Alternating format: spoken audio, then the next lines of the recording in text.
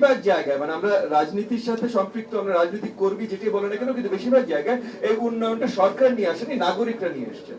এবং এটা শুধু আমাদের দেশের জন্য সত্য না, বিশ্বের যে কোনো দেশের বাস্তবতা এইটাই যে ওই দেশের নাগরিকরা ওই দেশের অর্থনীতিকে শক্তভাবে গড়ে তোলে।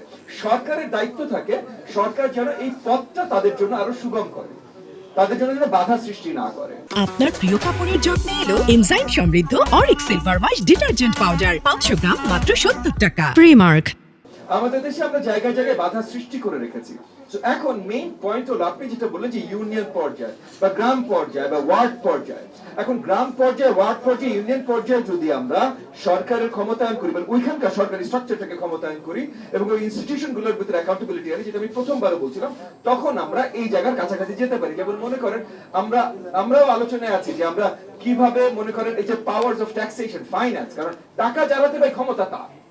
এখন টাকা সেন্টার থেকে জেলায় যায়, জেলা থেকে উপজেলায় যাবে, কনস্টিটিউয়েন্সি এমপি হাতে যায়, এমপি থেকে উপজেলায় যায়, উপজেলা থেকে ইউনিয়ন যায় বলে তো আপনি বললেন না যে 50%, তারপর তার 50% আপনার কাছে, শেষ আছে হয়তো 10%। এখন সেই 10% যাদের কাছে আছে তারাও আবার কতখানি খায় আর কতখানি দেয়, সেগুলো একটা বড় প্রশ্ন। সেই প্রথমে যদি ক্ষমতাটাই আপনার হাতে থাকে, ট্যাক্সেশনের ক্ষমতা যদি ইউনিয়নের হাতে থাকে, ওয়ার্ডের হাতে থাকে, তখন এই ওয়ার্ড ইউনিয়নও কিন্তু আপনার নিজের তখন ক্ষমতা, এবং এই ক্ষমতাটার অ্যাকাউন্টেবিলিটি সঠিকভাবে দিতে হবে। এটা এমন না যে আমরা নতুন কোনো কথা বলছি, বিশ্বের অনেক দেশ আছে, ইভেন কি যেই দেশগুলো নিজেদেরকে ডেমোক্রেসিও বলে না, যেমন চায়নাতে এই ধরনের সিস্টেম কাজ করে। আপনি আমেরিকায় যান, ওয়েস্টার্ন ইউরোপিয়ান অনেক স্টেটসে যান, এরকম কাজ করে যে মানে ডিরেক্ট ক্ষমতাটা লোকাল সরকারের হাতে।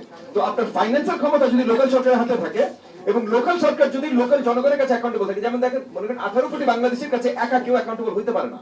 তো ওই একা যখন আপনি একজনকে অ্যাকাউন্টেবল করবেন, তখন তাকে সরাইতে হলে, তার ক্ষমতা এত শক্তিশালী হয়ে যাবে যে তাকে সরাইতে হলে গণ অভ্যুত্থান লাগবে, 18 কোটি জনগণের রাস্তায় নামতে হবে। কিন্তু আপনার একটা ওয়ার্ডে, একটা গ্রামে বা একটা ইউনিয়ন পর্যায়ে কিন্তু এত মানুষ না।